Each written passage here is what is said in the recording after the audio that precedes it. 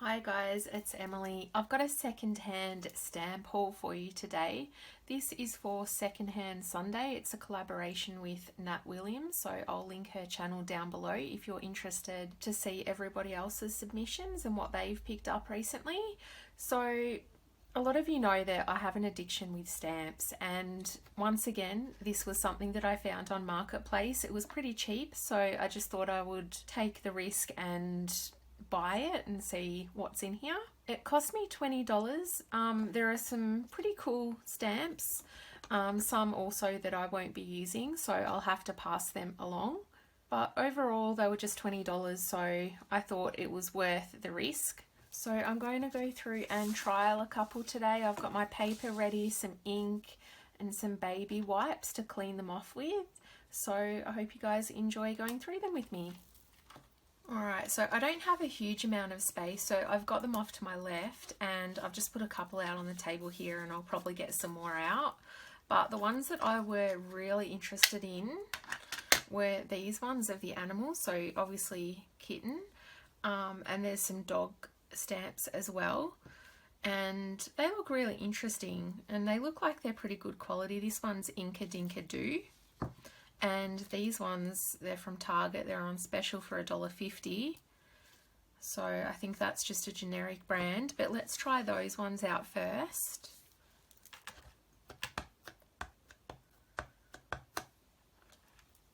It seems to be inking up really well, this one. That's beautiful. That really is a lovely image. I love that stamp.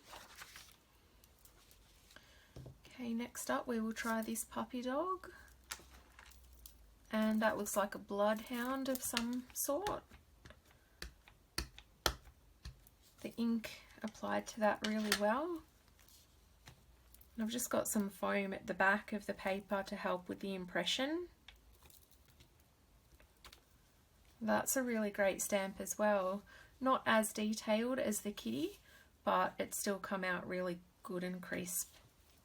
So I'm going to actually try a different type of ink. I'm going to try a dye-based ink rather than a pigment ink. It's a lot easier to clean, a lot faster to clean. So I'll give that one a shot. This is an ice cream in a glass, unbranded.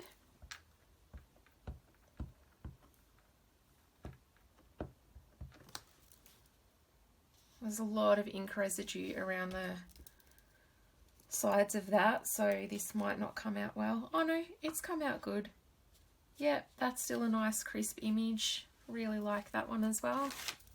And next I wanted to try this one. It's a cute little teddy bear holding a basket of flowers, and that is from Rubber Stampede.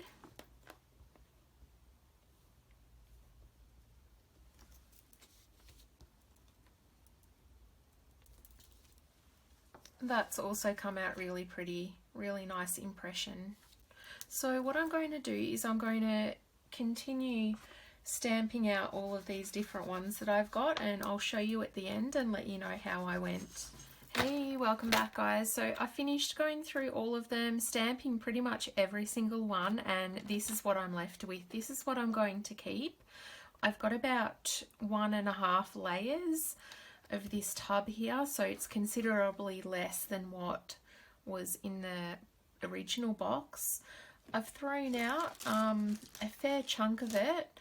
A lot of them were ink pads as well, which I don't want to keep because they weren't in the best condition. And when I got to the bottom of the box, there was a leakage of red ink somewhere from something, I don't know what, but it pretty much got everywhere, so it took me ages to try to clean it all up. And now my hands are so disgusting, but that's okay, it's all cleared up and everything now.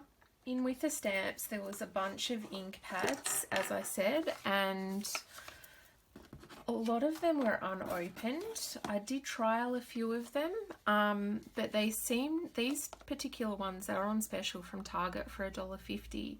They're pigment stamp pads, but they seem to be very watery, and the pigment itself was quite good, but it was really watery, and that's not how a pigment ink should react when put on paper.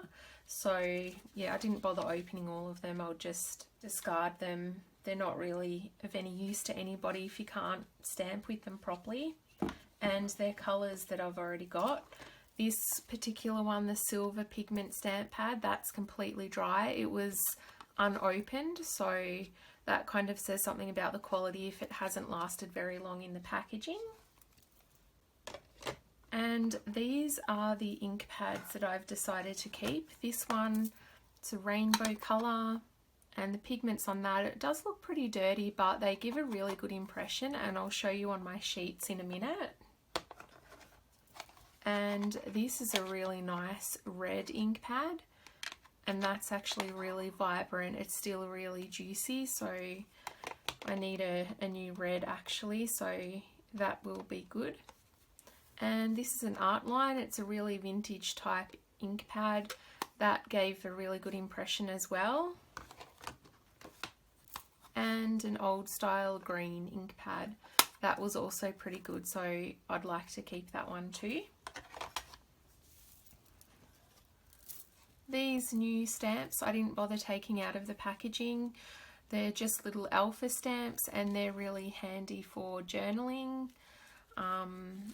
Also good for doing little kind of sentiments and letters in journals and on cards.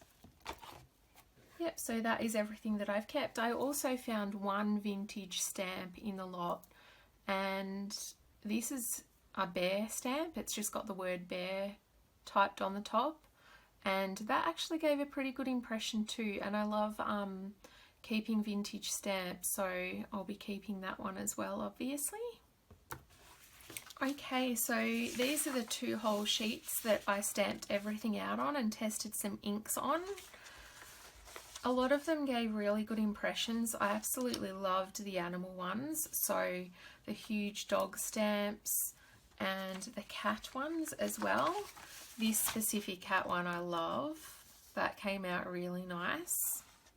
And you've got your generic happy birthday, which always comes in handy. And I think this kitten one is still my favourite. It'd have to be between this kitten and that cat with the glasses. So this is what I mean with the multicoloured rainbow ink pad. I think it came out really good on that stamp, so that's why I wanted to keep it. And then this second page, the hero of this second page would have to be this little farm scene with the sheep on it and a barn, and a picket fence, some fields. That one's pretty cool. That doggy in a bag of flowers is really cute as well. And this one down here, the cat with a camera, a bird on his head, and a little camera bag, I thought that was really cute. The green ink pad that I showed you before, that's this little piggy that I stamped. The red one is Donald Duck and this unicorn in a field of flowers. And the black one is this dinosaur, this beautiful bird bath as well. The windowsill and the teddy bear with flowers. They were all done. And also this little, can't remember what you call him. Can't remember his name, but yeah, these were all stamped with the black art line ink pad, so that's why I want to keep those. They gave really good impressions. This elephant also is really cool. I really liked the animal stamps in this bunch. Here's the vintage bear, so he gave a really good impression. There were a lot of other teddy bear stamps. Not a huge fan of these. I don't really use them, so I'll be passing those along. I also liked the horse and this beautiful magical castle. That was really cool too. These huge love hearts down here is what I tested the pigment ink pads, which were still in the packaging with. The yellow one came out beautifully actually. I was considering keeping that, but I've already got a yellow, so no point in keeping 2 really.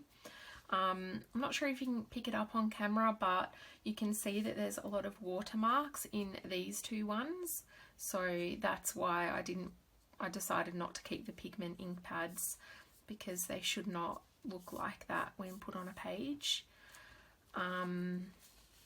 A lot of really small, cute stamps, Disney related. There's Pocahontas here. There's 101 Dalmatians. Some Transformers stamps.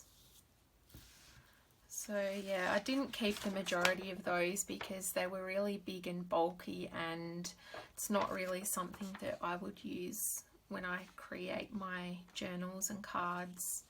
So that's all I have to show you today. I hope you enjoyed going through the stamps with me and seeing how they turned out. Let me know what your favourite one was, and I will see you next time. Thanks guys, bye!